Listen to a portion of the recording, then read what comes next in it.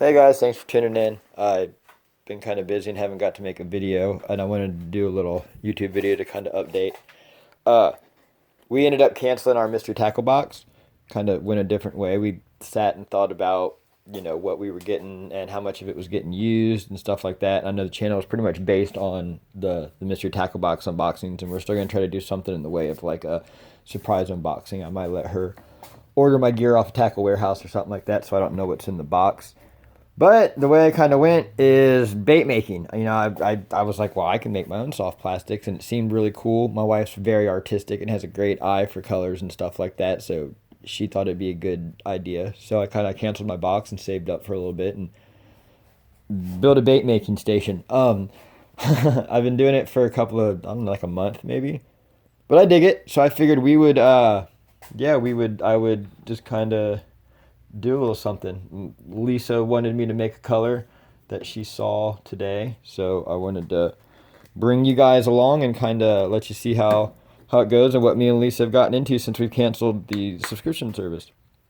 So I got my phone and my little chest cam, or my phone and my little chest mount, and we're gonna do a little something. Now I get what he was talking about trying to film around the camera.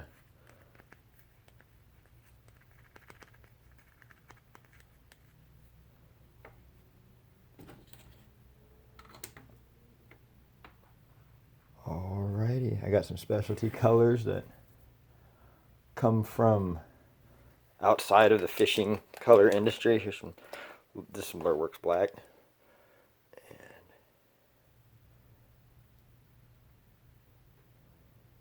I'm gonna do 10 drops of it. Like I said, I've been doing this for about a month. I'm not bad at it, but I by no means know a lot of what I'm doing. I'm just kind of messing around. I watched a lot of videos, and it's been about a year reading and watching videos and stuff before I decided to actually do it, because it's not cheap. To get going on this, I didn't do it to sell baits. I did it because I really like using boot tails and I like using certain colors. So I was like, well, hey man, it's kind of cool to be able to just make your own baits, and the feeling of making a bait and then going out and catching a fish on something that you did, be it the color or the mold or whatever, is a pretty awesome feeling. So I was really into it. Check this out. This is gonna be cool. So I got that little.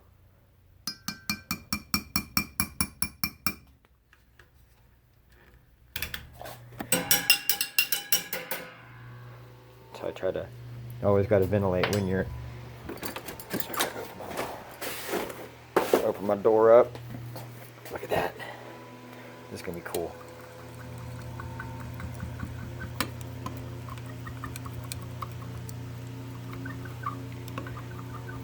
I like to use pigments. I do use liquid powder, or liquid. I like to use pigment powders. I do use some liquid colorants, but I really like the pigment powders. Oh, wow. A lot. That might have been a little much for, I'm doing a half cup. These are some new pigments I got, and I wanted to experiment and just kind of make a little video to bring you guys along. So I might have overdid it a bit. Lisa wanted to put some green flake in here, but I'm not sure it's going to need it. I might do one just like this.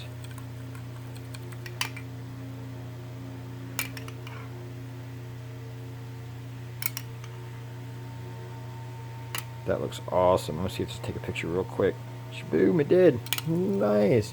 Got a little bit of powder still in there, but that is all right. I'm going to try and do this kind of quick. I don't want to make it a real long video since it is going to be on. Oh, yeah, see, there's like a couple of pieces right there where it's still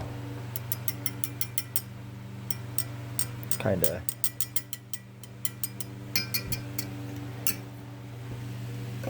powdery, but we come over here and this takes care of all of that.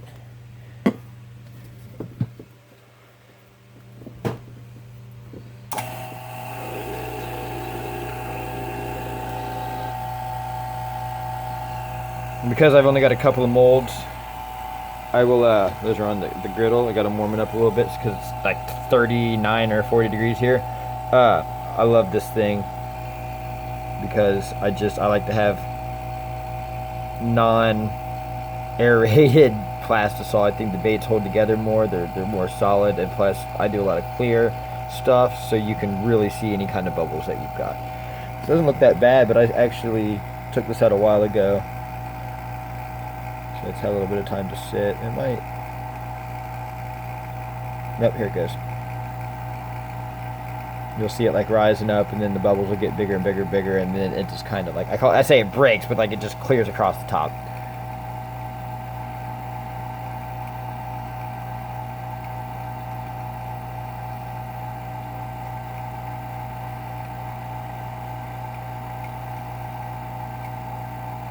There it goes.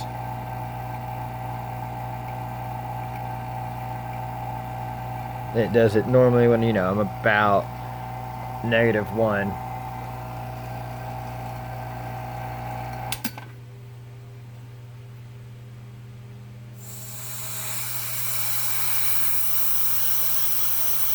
I don't know what the camera just did. It decided it didn't know how to focus. So now we've got that, which looks awesome. Super stoked on that. Put her up in the microwave. It's the smaller. I would rather do multiple small times and not burn my plastisol than even mess with trying to. See, I don't even know if I want to put this in anymore.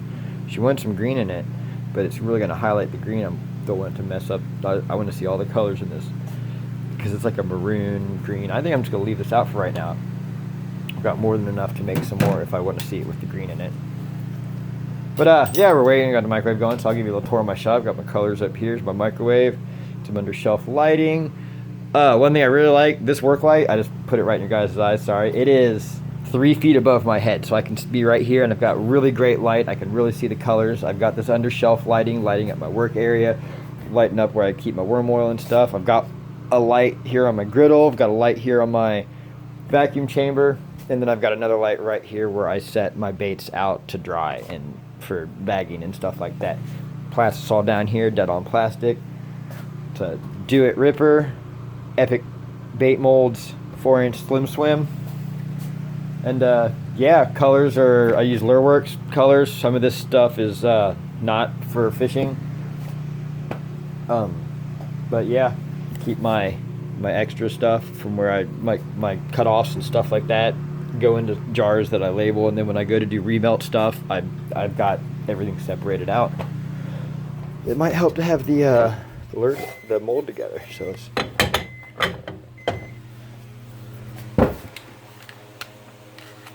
very important to clamp it. Oh, I definitely get what he was saying about trying to film around the camera. This mold, the way it sits, I've got to go each direction. I've tried different things. Quick clamps, the best, what I found for trying to clamp stuff together. Like clamp molds together. Last time, it didn't do either one of those very well, so I'm just going to do one on the back. I have a very small workspace, so trying to get everything done. Yeah, see, that's nowhere near 210. It needs another 20 seconds.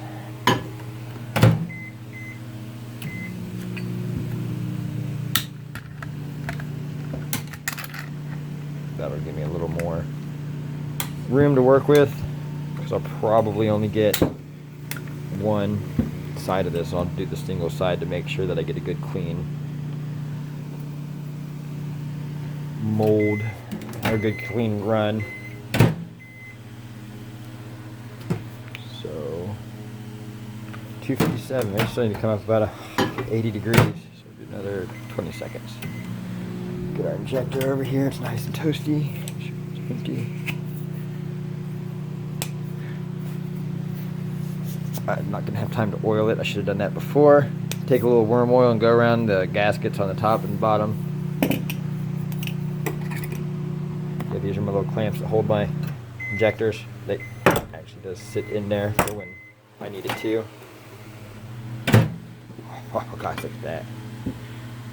294 still. Like I said, I'd much rather do I gotta put my mask on, safety first. I would much rather do a couple of small times than a big one. You guys might not be able to hear me too well, so I might just go to action instead of words, but we'll see what happens. Alright, I'm sure I sound great, but let's see if we are up to temp, and 366, a little bit over. That's not too bad though. I kept it under the 80, so I feel alright about that. And it's still kind of geary, so that might have just been the top temp. Let's see where we're at now that we've stretched it up a little bit. Excuse me, yeah, 330, so it's going to need a couple of seconds. More. Maybe I will. She wanted that green, so maybe I will put a little bit of green in there for her. Not much, because I'm really liking these colors, and the green does actually change it. It's going to reflect the green and bring out the green in the colors, or in the powder, so I'm going to do a very small amount.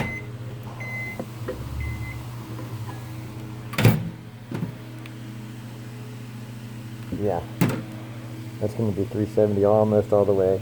I hate hitting anything over about 360, to be honest with you.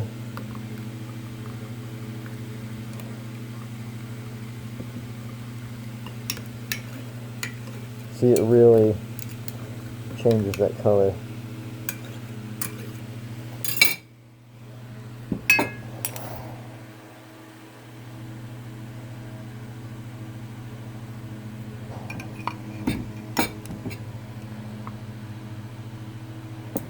Alrighty.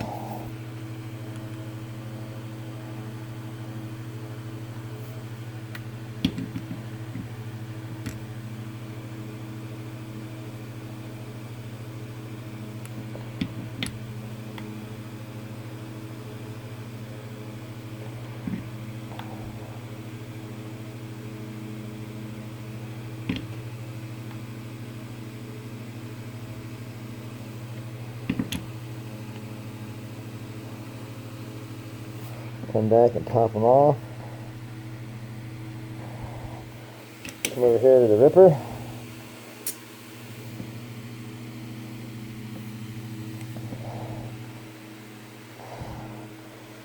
A little extra just in case. Right about getting solidified. And yeah, good time to show. I got pop this mask down. I got these holes right here. And it's so I can set my Pyrex in this hole and then be able to have it at an angle so I can get all of the plastisol in the corner and get the most out of it. I've also got these hooks right here that I use when this is cleaned out, but my 1 cup sit up on these, and then my 2 cups are up against the wall. My 4 cups up here. Wow. That might not go straight. If you look, you can see how it's dipped in. It's got a little air in there. These are probably be alright though. Gotta let it set up for a second. I don't really have any other choice. If not, your molds are gooey, or your mix is gooey and it comes out and it's not good. We'll take this time to clean this out. Yes, before I even hear it. I know the glove does me a lot of good over there on the table when I'm doing stuff, but always wear gloves, always wear a respirator, a rebreather, which I do have on. See, take a little worm oil, go around that gasket right, or that O-ring right there. Just shake my bottle with my finger over the tip. Go right around there.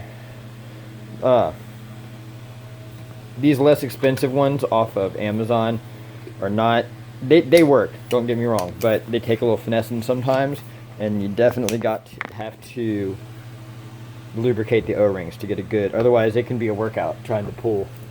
You get the other ones with the bayonet locks on the sides. They're a lot easier to clean out, and they're a lot smoother on the draw and stuff like that. But you know, if you're on a budget, that's better than blowing it in with a straw, right? Yeah. See how these dipped? I needed to hold pressure longer on it. But let's see.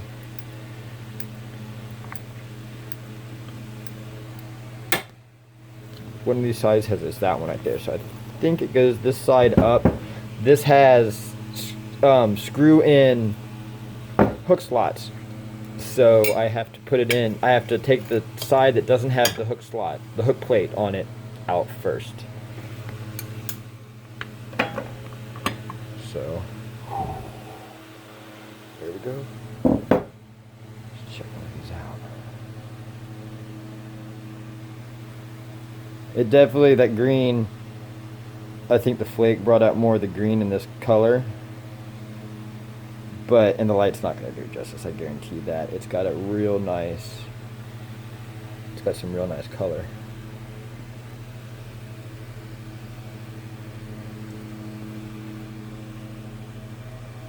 You'll like that.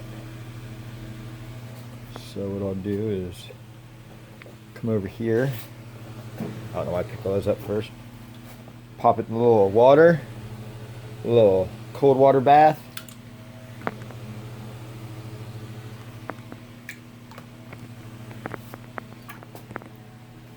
And I let it hang out there for a while. I'll remelt all of this down, and when I've got everything done, I let those all, the whole batch, sitting there for about 20 minutes, 30 minutes or something like that. See, that one's got a bubble right there.